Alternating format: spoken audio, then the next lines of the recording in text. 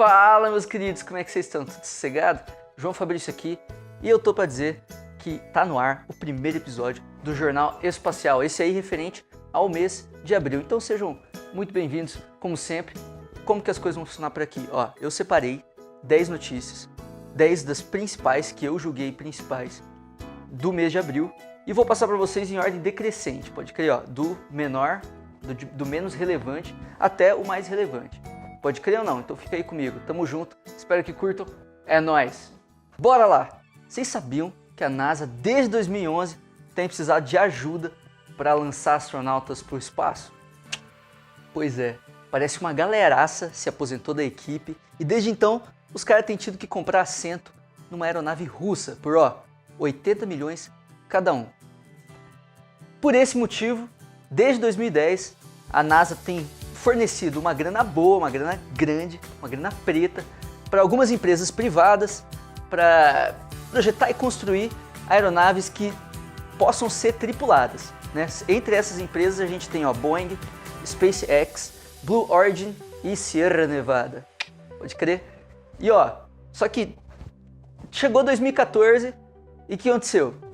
O pessoal da Boeing e o pessoal da SpaceX estavam com uns projetos tão promissor, tão da hora, que a NASA ofereceu para os caras bilhões de dólares para cada projeto. Que absurdo, né? No dia 20 de abril, mais ou menos um mês depois que a aeronave da SpaceX realizou um voo bem sucedido lá para a Estação Espacial Internacional, só que não tripulado, chegou a hora de testar uma situação um pouco mais perigosa. De modo que a cápsula onde os astronautas ficam seria ejetada do corpo da aeronave caso acontecesse alguma coisa com ela. Isso aí para a segurança dos próprios astronautas. Só que como nem tudo são flores, infelizmente deu merda no motor de escape dessa cápsula e ainda ninguém sabe exatamente o motivo. Felizmente, ninguém ficou ferido porque essa missão também não foi tripulada.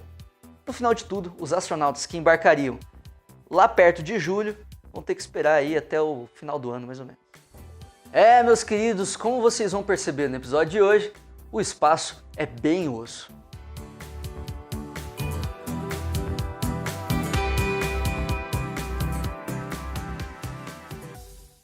Mesmo se ferrando para construir aeronaves tripuladas, os Estados Unidos estão bem ambiciosos quando o assunto é enviar gente lá para o espaço.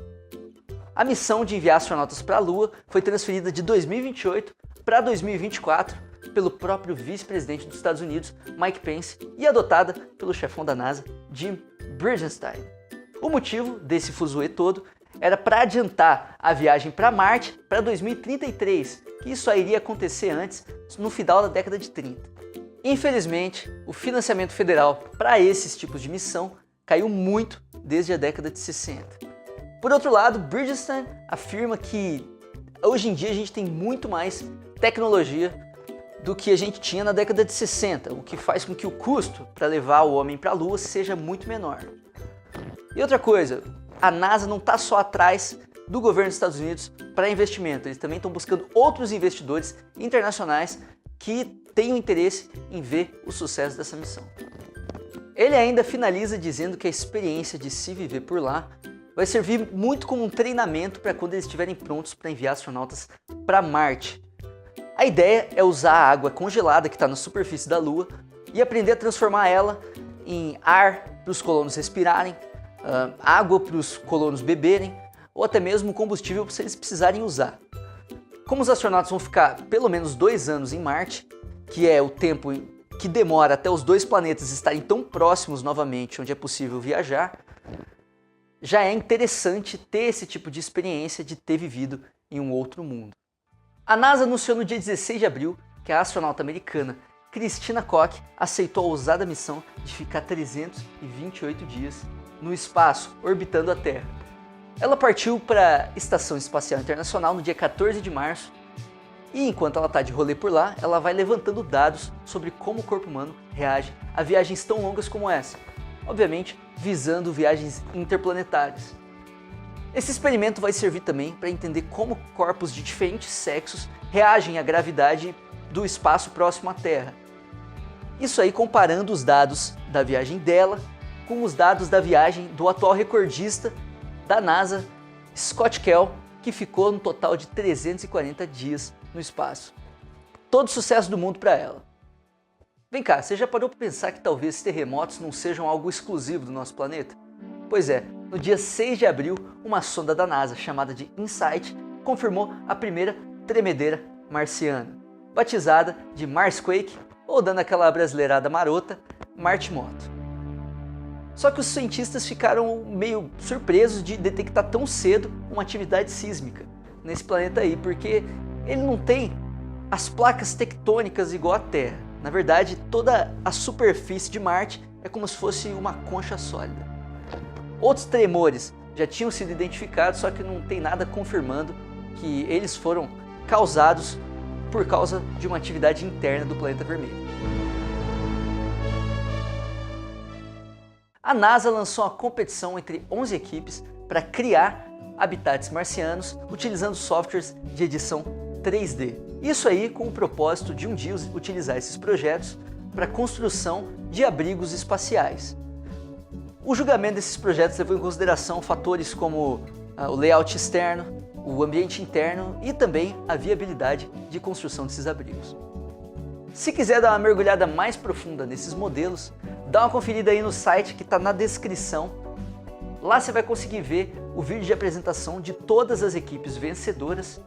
Tá muito top, te garanto. A fase final dessa competição ficou para o início de maio, então provavelmente já aconteceu no momento aí que você está vendo esse vídeo. E contou com uma premiação de $800 mil para a equipe que apresentasse uma impressão 3D em escala reduzida de seu habitat. A nave espacial Beresheet decolou da superfície terrestre no dia 21 de fevereiro desse ano com o objetivo de se tornar a primeira nave espacial israelense e também a primeira nave espacial privada a botar os pés na Lua. Enquanto ela ficasse por lá, ela ia realizar alguns estudos do campo gravitacional por uns 2 ou 3 dias mais ou menos. A NASA, que até agora não perdeu a oportunidade de aparecer em todas as matérias, pegou uma caroninha na forma de um dispositivo nessa aeronave. Esse dispositivo ele vai servir para demarcar o território da Lua. Com essa demarcação vai ser possível programar um pouso na Lua com uma precisão de incríveis 10 centímetros. Infelizmente, como eu tinha dito antes, o espaço pode ser bem osso. No dia 11 de abril, no dia previsto para a aterrissagem, a aeronave sofreu com alguns problemas técnicos e não desacelerou o suficiente para conseguir fazer o pouso. Uma pena. Faltando 150 metros para atingir a superfície da Lua, perdeu o contato total com a central de controle, sofrendo uma queda destrutiva e deixando para nós uma última foto de despedida. O projeto da Beresheet, na verdade, começou com uma competição da Google, chamada X-Prize, que tinha como objetivo enviar e aterrissar robôs na Lua, fazer eles andarem por 500 metros na sua superfície e enviar de volta algumas fotos HD. A premiação que os caras estavam dispostos a entregar é de 20 milhões de dólares para iniciativas privadas ousadas o suficiente para aceitar esse desafio. A organização sem fins lucrativos israelense SpaceL foi uma delas. Na verdade, depois da queda da aeronave, o fundador e presidente da X-Prize, Peter Diamandis, anunciou uma premiação de $1 milhão para motivar essa equipe aí a continuar no seu sonho e construir a Beresheet 2.0. Cara fofo.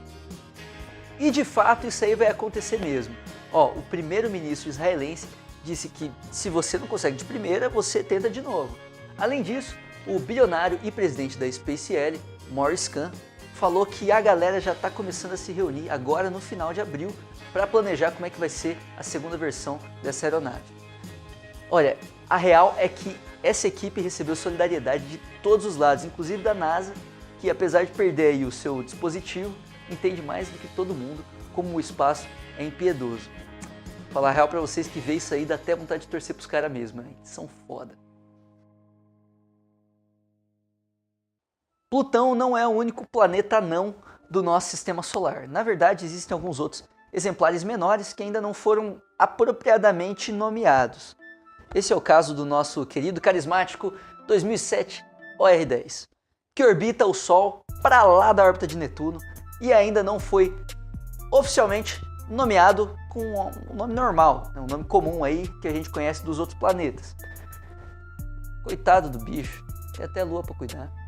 As opções de batismo estão entre as 3 finalistas, Gongong, Holly e Vili. Todos esses nomes aí representam entidades de mitologia e tal, que tem a ver com a cor vermelha e também tem a ver com gelo e neve. Parece até a encarnação cósmica das Crônicas de Gelo e Fogo, né não? O que acontece? Se você quiser ajudar a escolher o nome para esse planeta não, corre lá na descrição que tem um link que vai te levar direto para a votação, onde você vai poder escolher o teu preferido. Só que ó, se apressa, porque as votações só vão até o dia 10 de maio, pode crer? Antes de mais nada, deixa eu te falar que os exoplanetas, na verdade, nada mais são do que planetas normais, planetas comuns, só que são planetas encontrados fora do nosso sistema solar. Beleza? Sossegado, né? Agora deixa eu te dizer que a missão TESS da NASA foi criada para analisar mais de 200 mil estrelas em busca desses exoplanetas aí. Ela, na verdade, é um satélite que foi lançado da Terra há mais ou menos um ano, que hoje em dia está orbitando nosso planeta. Desde então, tem feito algumas descobertas bem interessantes. Inclusive, no dia 15 de abril desse último mês, a TESS publicou oficialmente a descoberta de um novo exoplaneta, chamado de HD 21749c, que está mais ou menos 50 anos de distância da gente e tem aí aproximadamente o tamanho da Terra.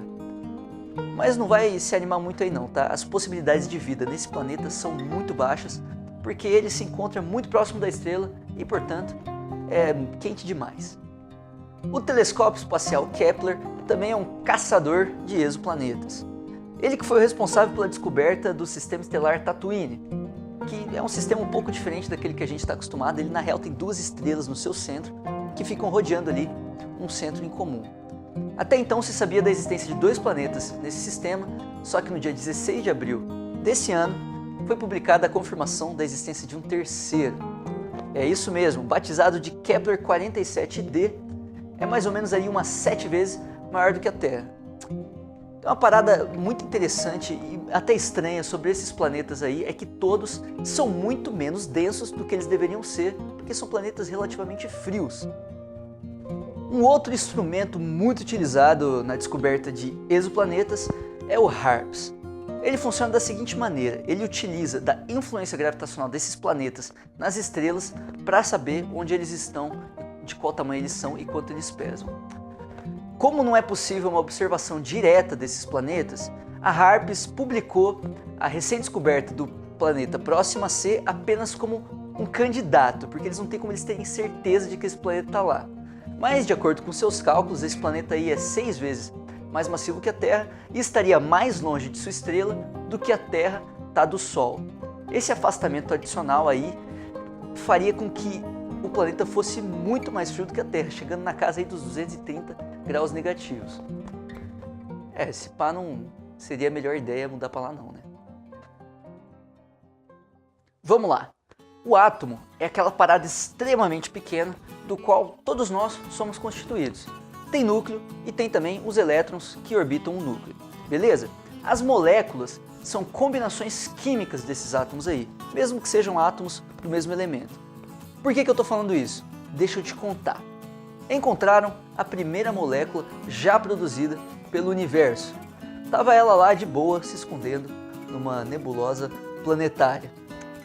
Antes era apenas um mito, algo que a teoria dizia que deveria existir, mas na prática não era bem assim.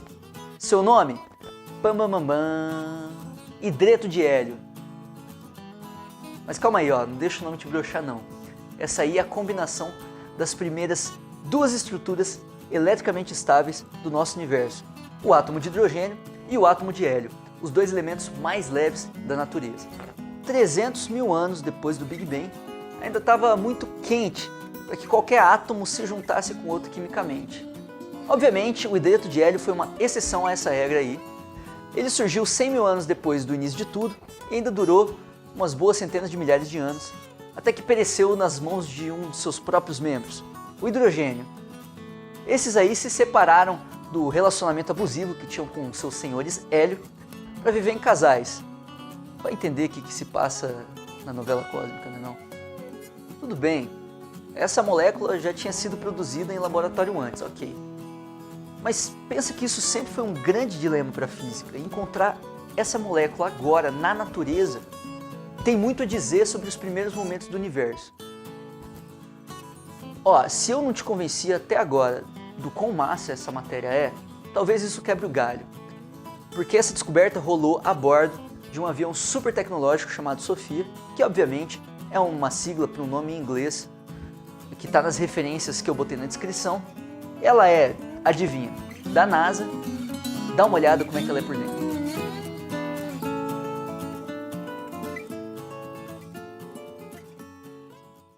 Primeiramente, bora rever o que é um buraco negro. Uma estrela é composta por gases, certo?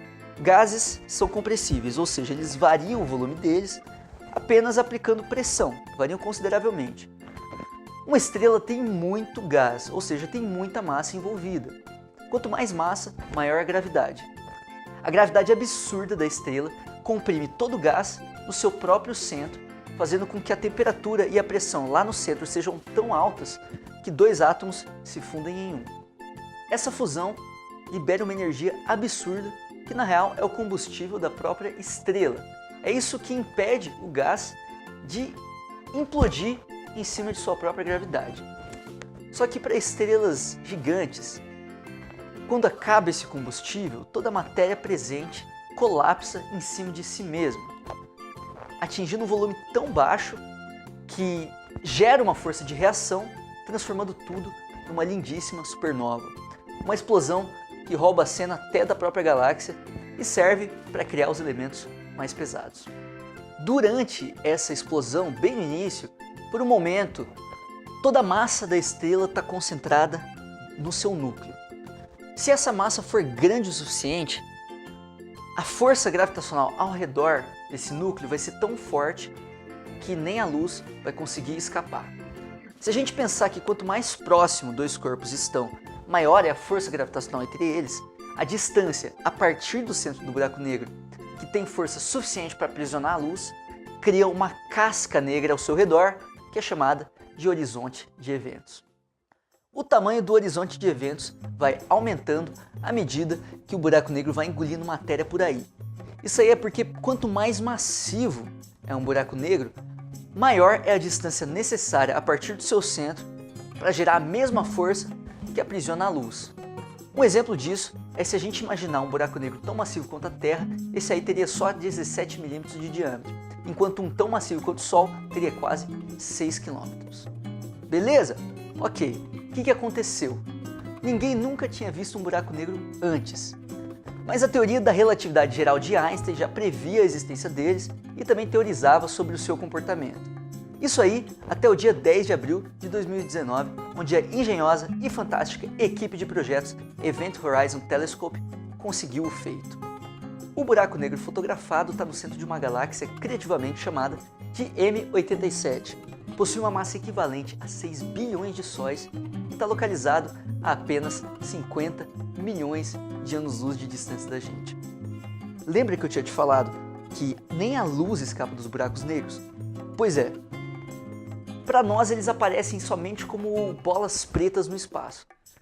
Mas o que acontece na real é que a força gravitacional ao redor de um buraco negro é tão forte que ela acelera as partículas de gases que estão ali por perto, tanto que elas atritam entre si até que elas se esquentam até uma temperatura suficiente para emissão de luz visível, que é aquela lá que a gente consegue enxergar, certo? Então, na real, que esse anel laranja ao redor do buraco negro é apenas gás quente.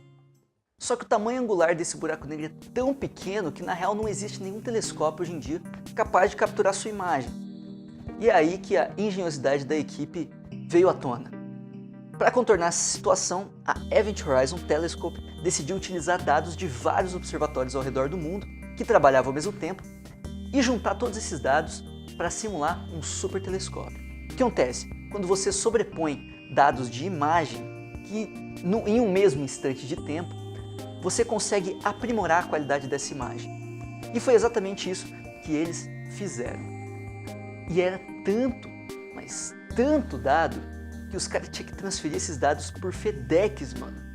Porque na real não existe nenhuma internet que consiga transferir 1 petabyte por dia de dados de maneira tão rápida. Esse grande feito ainda contou com uma vitória da teoria da relatividade geral de Einstein, que mais uma vez se provou verdadeira. O cara fez essa teoria em 1915 e mais de 100 anos depois ela condiz totalmente com a realidade. Pois é, com Einstein não dá para brincar mesmo. E esse não é o fim para a nossa querida equipe, que em um futuro nem tão distante pretendem divulgar um vídeo do buraco negro da galáxia M87 e também tirar algumas fotinhas do buraco negro que está no centro da nossa galáxia, que se chama Sagitários A. Aí você pode se perguntar, mas por que eles não começaram com esse então, né? Está mais próximo. Pois é, ele está milhares de vezes mais próximo que o buraco negro da galáxia M87, só que ele também é milhares de vezes menor. E o fato dele ser menor faz com que seja mais difícil de fotografar ele, por causa que ele tem uma maior frequência de movimento.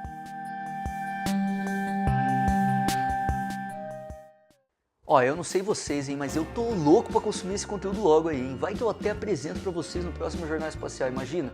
Meus dedos estão cruzados. E eu vou falar um negócio pra vocês, hein? O Jornal Espacial, infelizmente, vai ficando por aqui, mas eu vejo vocês com certeza na próxima viagem. É isso aí, tamo junto e até a próxima, meus queridos.